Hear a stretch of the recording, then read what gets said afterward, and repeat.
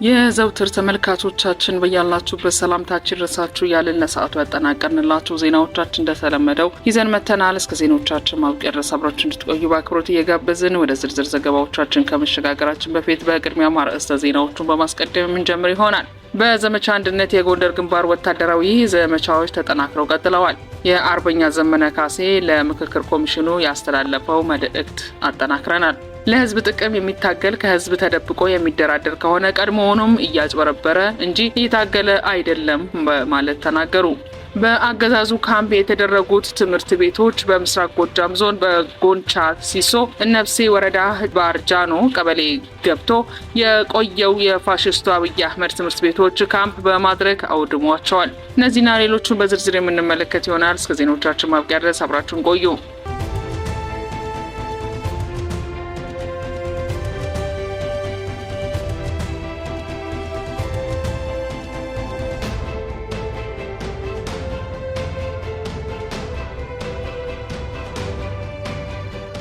ቀዳሚ ወዳደረግነው ዘገባችን ስናልፍ በዘመቻ አንድነት የጎንደር ግንባር ወታደራዊ ዘመቻዎች ተጠናክረው ቀጥለዋል። በጎንደር ከተማ ምስራቃዊ አቅጣጫ ውግሎ ውዛምባና አምቦበር በተባሉ አካባቢዎች አነስተኛ ሰዓት የወሰደ ውጊያ ተደርጎ ጠላት ሙትና ቁስለኛ ሆኗል። ከጎንደር ከተማ 10 ኪሎ ሜትር ርቀት የተደረገው ውጊያ የጎንደር በጋሻው ክፍለ ጦር ጎንደር ብርጌድና ፋሲል ብርጌድ ናቸው። በጠገዴ ወረዳ ንዑስ ወረዳ የሆነችውን ሰጋሉ ከተማ የአማራ ፋኖ አንድነት በጎንደር የጎቤ ክፍለ ጦር ዋግሹም ብርጌድ ዛሬ ሚያዝያ 8 2017 ዓ.ም ረፋዱ ከተማዋን ተቆጣጥሯል። ዞዛምባ ንጉሱ ክፍለ ጦር ከአብናት ቋሊሳ ከተማ መግቢያ ድርቋዜ ገብርኤል በተባለ ቦታ በደሆጣ የወራሪው አብይ ሰራዊት ላይ አደጋ በማድረስ 65 ሞት 42 ቁስለኛ ሆኗል። የዞዛምባ ንጉስ ክፍለ ጦር ከአብናት ቋሊሳ መስመር ላይ በደፈጣ በተደጋጋሚ ጠላትን በመቅጣት ይታወቃል። መይሰው ካሳ ኮር ክፍለ ጦር ቋራ ኦሜድላ ክፍለ ጦር አድዋ ክፍለ ጦርና ቴዎድሮስ ክፍለ ጦር አንዳንድ ሻለቃ በማውጣት በሙር ከተማ ምሽጉ የነበረው ጠላት ተደምስሷል። ከመደምሰስ የተረፈው ወደ ጎለስ ሽሽቷል። 15 ተማርኳል። ቁጥሩ ያልታወቀም ጉዳት ደርሶበታል። ሚያዝያ 6 ቀን 2017 ዓ.ም በኔትወርክ ችግር ሳይዘገብ የቆየ መተማ ወረዳ ሽመለ ጋራ መይሰው ካሳ ኮር አጣና ዋሴ ክፍለ ጦር አንድ ሻለቃ በጠላት ምሽግ ሰርጎ በመግባት ጥቃት በማድረስ ሰብአዊና ቁሳዊ ኪሳራ ደርሷል።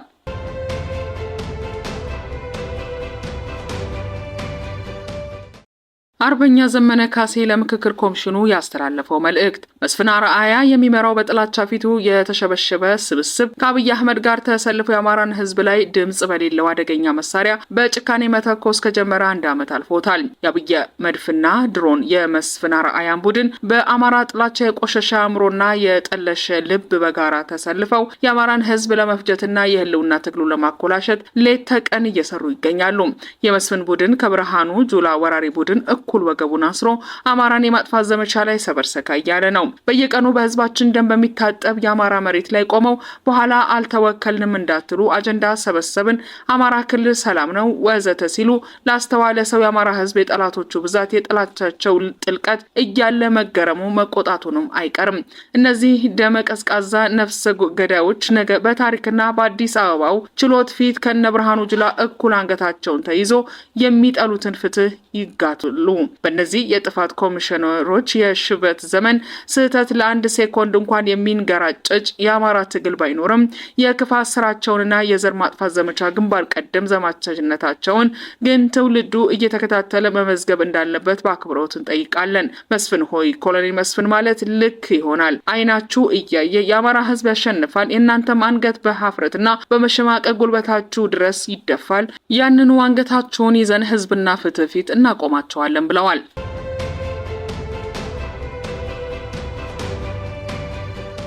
አስረስ አማረ ለምክክር ኮሚሽኑ የሰጡት መልስ ለህዝብ ጥቅም የሚታገል ከህዝብ ተደብቆ የሚደራደር ከሆነ ቀድሞውንም እያጭበረበረ እንጂ እየታገለ አይደለም ማለት ነው። በእኛ በኩል የህልውና ትግላችን ከአማራ ህዝብ የተደበቀ ስላልሆነ በማንኛውም ጉዳይ የምንወስደው አቋምም ከህዝብ የተደበቀ አይደለም። የምናምንበትንና ለህዝብ ይጠቅማል የምንለውን በአደባባይ እንናገራለን። የተናገርነው በተግባር እናደርገዋለን። ይህንንም የትውልዳችን ባህል እናደርጋለን። የምክክር ኮሚሽን ኮሚሽነር ነን የሚሉ ሽማግሌዎች ዋና ግባቸውና ተልኳቸው በአበል ስም ከዚህ ድሃ ህዝብ ገንዘብ ወስደው አብይ አህመድ የኢትዮጵያ ፕሬዝዳንት የሚሆንበትን ፕላትፎርም ማዘጋጀት ለዓለም አቀፍ ማህበረሰብ የሰላም ኃይል መስሎ መታየትና የአማራን ህዝብ ከትግሉ ማናጠብ ናቸው። ከዚህ በተረፈ የንጹሃን ጭፍጨፋ እንዲቆም አንድ መስመር መግለጫ ያላወጣ በምስረታው ጊዜ አብይ አህመድ የሽግግር መንግስት የሚባል የለም ብሎ አጀንዳውን የወሰነበት የአዛውንት ስብስብ ብሔራዊ ምክክር በሚል ካባ የሚፈጥረው ብሔራዊ መግባባት እንደሌለ ገና ከጥንስሱ እናውቃለን። በአጭሩ የአብይ አህመድ የፖለቲካ ደላሎች ሊቀመንበር ለሆነው መስፍን አርአያም ሆነ ሌሎች ግለሰቦች የአማራን ህልውና ትግል የሰላም አማራጭ ያመጣሉ ብለን የምንሰጠውም ሆነ የሰጠነው አጀንዳ የለም ብለዋል።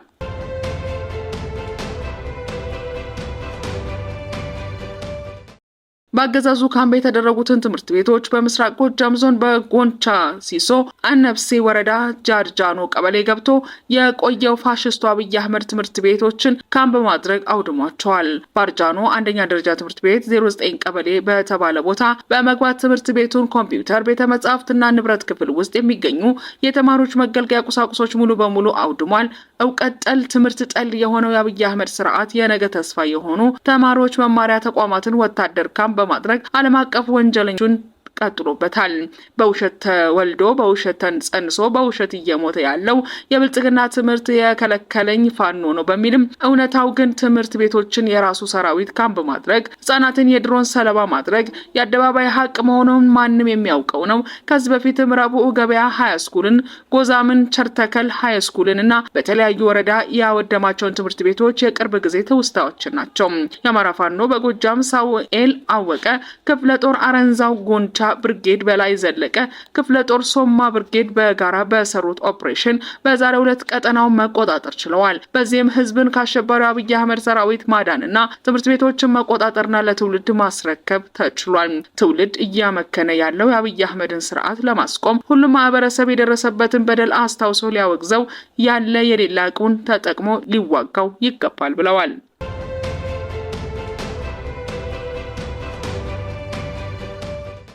4 ኪሎ ቤተ መንግስት ዙሪያ ያሉ መንገዶች ከዚህ በኋላ በአንድ አቅጣጫ ብቻ አገልግሎት ይሰጣሉ።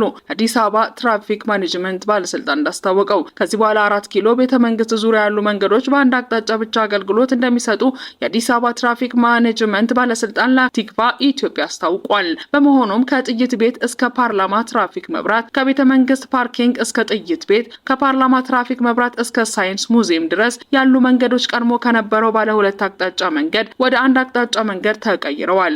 ቲክቫ ኢትዮጵያ የአዲስ አበባ ትራፊክ ማኔጅመንት ባለስልጣን ዋና ዳይሬክተር አቶ ክበቦ ሚደቅሳን መስመሮቹ እንደ ቀድሞ ባለ 2 አቅጣጫ ሆነው አገልግሎት መስጠታቸውን መቼ ይጀምራል ሲሉ ጠይቀዋል። በምላሻቸው በአንድ አቅጣጫ እንጂ ወደፊት ተመልሶ በ2 አቅጣጫ አገልግሎት እንደማይሰጡ ገልጸዋል። ዋና ዳይሬክተሩ አስቀድመው ለ2 ቀን ወደ አንድ አቅጣጫ ዋን ዌይ ተደርገው አገልግሎት ይሰጣሉ በሚል ለቲክቫ ኢትዮጵያ ገልጸው ነበር።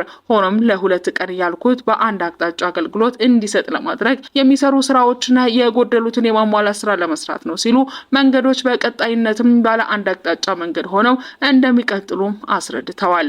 አክለውም የትራፊክ ስራ ዳይናሚክ ነው፣ እንደ አስፈላጊነቱ በየጊዜው የማሻሻል ስራዎች ሊኖሩ ይችላሉ በማለት ጠቁመዋል። ከዚህ በኋላ ግን መንገዶቹ ባለ አንድ አቅጣጫ ብቻ እንደሆኑ አስገንዝበዋል።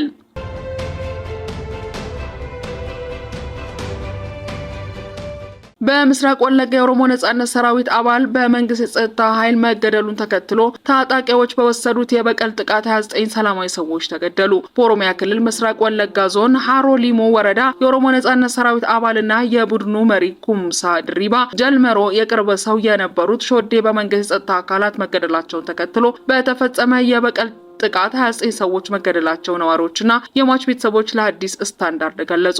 እንደ ነዋሪዎቹና የሟች ቤተሰቦች ገለጻ መጋቢት 29 ቀን 2017 ዓ.ም በሃሮ ሊሙ ወረዳ ጎርባ ጉዲና እና ጉሴ ቀበሌዎች የተፈጸሙት ጥቃቶች የሾዴ ሞት ለመቀበል በኦነሰ ታጣቂዎች ተፈጽሟል ብለዋል። ለደህንነታቸው በመስጋት ስማቸው እንዳይጠቀስ የጠየቁና በጋብቻ ስማቸው ቤተሰቦች ጋር ዝምድና እንዳላቸው የገለጹትን በጎርባ ጉዲና ቀበሌ ነዋሪ የሆኑ አንድ ግለሰብ ለአዲስ ስታንዳርድ እንደተናገሩት ከመጋቢት 29 ቀን 2017 ዓ.ም እስከ ሚያዝያ 4 ቀን 2017 ዓ.ም በተፈጸሙ ተከታታይ ጥቃቶች ቢያንስ የ10 ሰላማዊ ሰዎች ህይወት ማለፉንም አስረድተዋል። የአካባቢው ነዋሪ አክሎም በኦነግ ታጣቂዎች የሚፈጸሙ ጥቃቶች በአካባቢው እንደቀጠሉና በዚህም ምክንያት የአቶ ፋይሳ ተጨማሪ 7 ዘመዶች መገደላቸውን ገልጸዋል። እነዚህ ሰዎች ሾዴን ለመያዝ የጸጥታ ኃይሎችን ረድተዋል ተብለው ስለተጠረጠሩ ነው ኢላማ የተደረጉ ሲሉም አክለዋል።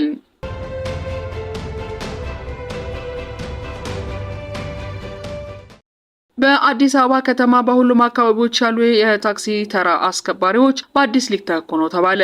በስራው የተሰማሩ ወጣቶች እንዴት እንደምንሄድ አናውቅም ብለዋል። በየ2 ዓመቱ መተካት ግዴታ ነው። የአዲስ አበባ ከተማ ስራና ክህሎት ቢሮ የእኛ ስራ ተደራጅቶ የመጣልንን ወጣት መመደብ ብቻ ነው ብለዋል። የአዲስ አበባ ከተማ ትራንስፖርት ቢሮ በአዲስ አበባ ከተማ በሁሉም አካባቢዎች የታክሲ መጫኛና ማውረጃ ስፍራዎች ላይ የተሰማሩ በሺዎች የሚቆጠሩ ተራ አስከባሪዎች በሌሎች በተደራጁ ወጣቶች እንደሚተኩም ታወቀ።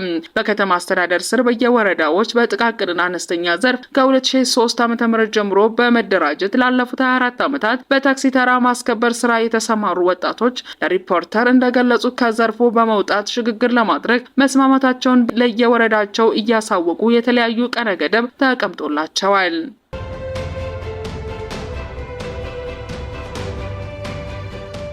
የወለታ ከተማ ነዋሪዎች ለኮሪደር ልማት ከ40 ሺህ እስከ 200 ሺህ ብር በግዴታ እንዲሰጡ እየተጠየቁ መሆኑ ተናገሩ። በምዕራብ ሸዋ ዞን የወለታ ከተማ ነዋሪዎች ለኮሪደር ልማት በግዴታ እያንዳንዳቸው ከ40 ሺህ ብር እስከ 200 ሺህ ብር እንዲሰጡ እየተጠየቁ መሆናቸውን ተናግረዋል። ቃላቸውን የሰጡ በርካታ ነዋሪዎች እንኳን ይህንን ያህል ገንዘብ ኖሯቸው ሊሰጡ የተጠቀሰውን ያህል ገንዘብ በህይወታችን ዘመን ኖሮን አያውቅም ብለዋል። ለኮሪደር ልማቱ ማለትም ለእግረኛው መንገድ አፍርሱ አሉ። 30 ዓመትና ከዛ በላይ ግብር ሲከፈልበት ከኖረ ቦታ በርካታ ሜትሮችን አስጠጋን የሚሉት ነዋሪዎቹ አሁን ደግሞ ከ40 ሺህ ብር እስከ 200 ሺህ ብር ሲንቂ ባንክ አስገቡ የተባሉ መሆኑንም ተናግረዋል። ይህ ድሃ ህዝብ ከየት ያመጣል የነልም ሲባል በቃ እናንተ ተለቁና መስራት ለሚችል ይሰጣል አሉን የሚሉት ሌላኛው ነዋሪ የከተማው ነዋሪ ምን ማድረግ እንዳለበትና ማንም ማናገር እንደሚችል ግራ ገብቶት ይገኛል ብለዋል። እኔ ሲመስለኝ አሰራራቸው ሆን ተብሎ ህዝብ መንግስት ላይ እንዲነሳ ይመስላል። ከላይ የመጣ ትዕዛዝ ነው ይላሉ። 50 ሎሚ ለአንድ ሰው ሸክሙ ለ50 ሰው ጌጡ ነው። ልማት የሚጠላ የለም ግን እኛ ካለን ላይ ሰተናል ያሉት ነዋሪው ኑሮ የከበደውና ብቻውን የሚያወራ ህዝብ ይዘን ባንጨካከን አንዳንዴም ቆም ብለን ብናስብ መልካም ነው ብለዋል። የኢትዮጵያ መንግስት ከ58 ከተሞች በላይ እያከናወነ ያለውን የኮሪደር ልማት በአፋጣኝ አቁሞ በሰብአዊ መብት ላይ የሚያደርሰውን ጫና መገምገም እንዳለበት አምነስቲ ኢንተርናሽናል ከ2 ቀን በፊት ማሳሰቡ ይታወሳል። ማንኛውንም አይነት ሰዎች ከቤታቸው የማስወጣት ሂደት ከዓለም አቀፍ ሰብአዊ መብት ጥበቃ መርሃ ጋር የሚጣጣም መሆን አለበት ያለው አምነስቲ በኮሪደር ልማት ምክንያት ሰዎች ያለ ህግ ከለላና ሌሎች ጥበቃዎች በግዳጅ ከቤታቸው የተፈናቀሉ ነው ሲልም ጠቅሷል። ለወለታ ከተማ አስተዳደር በዚህ ዙሪያ ጥያቄ ያቀረብን ሲሆን ምላሽ ካገኘን እንመለሳለን።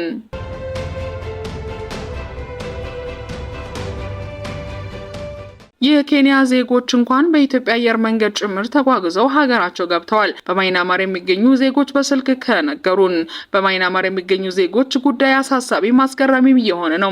ከ740 በላይ ዜጎቻችን ተይዘውበት ከነበረው አደገኛ ካምፕ በአንድ ታጣቂ ቡድን ነጻ ሆነው አሁን ላይ በጊዜያዊ መጠለያ ውስጥ በሚገኙም ተረክቧቸው ወደ ሀገራቸው ይመልሳቸው አካል አጥተው እንዳሉ በርካቶች በአጭር ጽሑፍ መልእክትና በስልክ ነግረውናል። አንዳንዶቹ በተስፋ መቁረጥ ራስን የማጥፋት ሙከራ አድርገዋል። ኮማ ውስጥ ያሉ አሉ። የአካል ጉዳትም የደረሰባቸው አሉ። ውጭ ጉዳይ አንድ ሰሞን ጉዳዩን ይዞት እንደነበረ ሰምተን ነበር። አሁን ላይ ምንም ነገር የለም ሲጠይቁ ፕሮሰስ ላይ ነው የሚል ምላሽ ይሰጣሉ። ዜጎቻችን ከካምፑ ነጻ ያወጡት ታጣቂዎች እንኳን መንግስታችሁ በፍጥነት ካልወሰዳችሁ ወደ ነበራችሁበት ካምፕ ከመመለስ ውጪ ምርጫ የለንም እያሏቸው ነው። ኬንያን ጨምሮ ሌሎች 25 ሀገራት ዜጎቻቸውን የኢትዮጵያ አየር መንገድ ጨምሮ በመጠቀም አጓጉዘው አውጥተዋል። ጉዳዩን በቶኪዮ የሚገኘው የኢትዮጵያ ኤምባሲ ይዞት የነበረ ተብሏል ነበር። አሁን ደግሞ ህንድ ያለው ኤምባሲ እየተከታተለው ነው ከሚል ውጪ ምላሽ የለም። የሚገርመው 400 የሚሆኑት የመመለሻ ትኬት አላቸው። ሊረዷቸው የሚችሉ ኤንጂኦ ድርጅቶችም አሉ። ነገር ግን መንግስት የመመለስ ሪፓትሪዬሽን ሂደቱን ካልጀመረ ምንም ማድረግ አይቻልም። ልጆቹ አንዴ ተታለው ተወስደው መንግስት ግን ሊደርስላቸው አይገባም። ሀገር ማለት ህዝብ ማለት አልነበረም። በአፋጣኝ ትኩረት ካልተሰጠው አሳዛኝ ውጤት ይታየኛል ብለዋል።